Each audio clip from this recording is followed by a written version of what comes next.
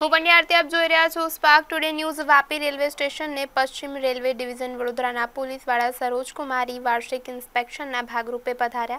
IPS અધિકારીએ railway પોલીસની વર્ષ દરમિયાન થયેલ તમામ કામગીરીની સમીક્ષા કરી જરૂરી સૂચનો આપી પોલીસ કર્મચારીઓને પડતી સમસ્યાઓ સંભાળી। વાપી રેલવે સ્ટેશનને વાર્ષિક ઇન્સ્પેક્શન માટે આવેલા પોલીસવડા સરોજ કુમારીએ જણાવ્યું કે વહીવટી પ્રક્રિયાના ભાગરૂપે તેમની આ મુલાકાત છે। વાર્ષિક ઇન્સ્પેક્શનને ધ્યાનમાં રાખીને વાપી રેલવે સ્ટેશન આવવાનું થયું છે। તેઓની પોલીસને તમામ કાર્યવાહી રૂબરૂ થયા છે। અધિકારીઓ સાથે અહીં કઈ સમસ્યા છે તે અંગે ચર્ચા કરી પેસેન્જરોને પડતી મુશ્કેલીઓ, ચોરીની ઘટના અને આ વિસ્તારમાંથી મોટે પાયે દારૂની હેરાફેરી થતી હોય આવી સમસ્યાઓનું નિરાકરણ લાવવા અધિકારીઓને સૂચના આપી છે।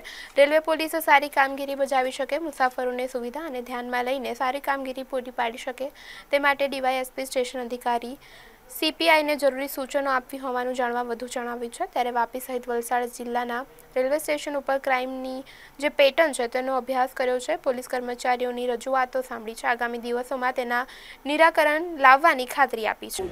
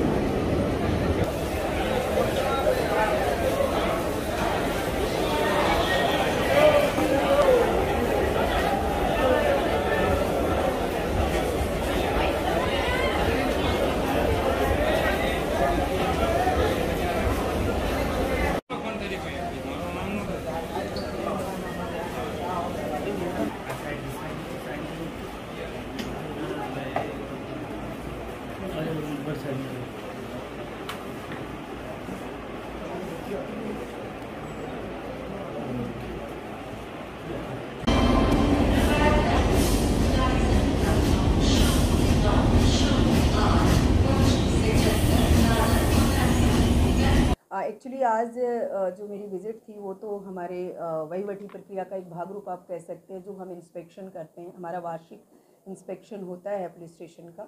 तो वार्षिक इंस्पेक्शन के भाग रूप पे हमने आज एक नोट रीडिंग रखा था, तो उसमें मैं आई हूँ। तो इसमें जनरल मैंने पुलिस का सारा काम देखा है, अधिकारियों का काम देखा है और यहाँ पे किस किस तरह की प्रॉब्लम है जो पैसेंजर हमारे फेस करते हैं, किस तरह की क्राइम हमारे रेलवे जीआरपी के सामने आते हैं, तो उस सब का रिव्यू किया है और उसमें ज़्यादा से ज़्यादा अच्छे से अच्छे हम कैसे काम कर सकते हैं उसकी मैंने सूचना दी है। मेरे सीपीआई भी यहाँ पे हैं, डीवाईएसपी भी हैं, थाना इंचार्ज भी हैं, सबको मैंने उसकी ज़्यादा से ज़्यादा सूचना किस तरह से हम डिटेक्ट कर सकते हैं, जो हमारे क्राइम यहाँ पर किस तरह का क्राइम का क्या पैटर्न है, वो पैटर्न का भी स्टडी किया है। बाकी उनका पूरे साल भर का काम भी देखा है, साल भर के काम का रिव्यू भी किया है। और उसके साथ साथ पुलिस की जो, क्योंकि ये हमारा वार्षिक इंस्पेक्शन होता है तो इसमें हमें सभी पुलिस को भी मुझे मिलना है और सभी की रजूआत भी सुननी है और वो सारी रजूआत सुन के उसका निकाल भी करना है। तो रजूआत भी मैंने सुनी है। खास करके हमारे पास जो समस्याएं आ रही वो कौन सी आ रही? बेसिकली अगर पुलिस के पॉइंट ऑफ व्यू से अगर हम देखते हैं तो दो तरह के क्राइम हमारे यहाँ पे मेजर बनते हैं। उसमें एक तो हमारी जो थेफ्ट है, चोरियाँ हैं, वो ज़्यादा इसमें होती है। तो दूसरा जो है वो प्रोहिबिशन का, मतलब इस पार्ट में खास करके प्रोहिबिशन की एक दूषण है वो बहुत ज़्यादा हम कह सकते हैं, वो पूरे एंटायर मतलब वलसाड़ पे लागू होता है। तो वो रेलवे कहीं ना कहीं माध्यम बन जाता है। तो उसमें कैसे हम उसको रोक सकते हैं, तो उसके लिए हमने एक स्ट्रेटजी बनाई है कि हम ज़्यादा से ज़्यादा केस करेंगे, ज़्यादा से ज़्यादा मतलब लोगों को उसमें लोगों की तरफ से भी हमें सूचनाएं मिले, इस पर हम काम करेंगे। दूसरा जो मोबाइल थेफ्ट है उसमें दो तरह से हम काम कर सकते हैं कि हम उसमें अवेयरनेस भी बढ़ा सकते हैं कि लोग, यहाँ मैंने सूचना दी है कि हम बीच बीच में हमारा अनाउंसमेंट, ट्रेन का अनाउंसमेंट होता है, तो बीच बीच में हमारा वो अनाउंसमेंट भी होता रहे कि लोग अपने सामान का ध्यान रखें।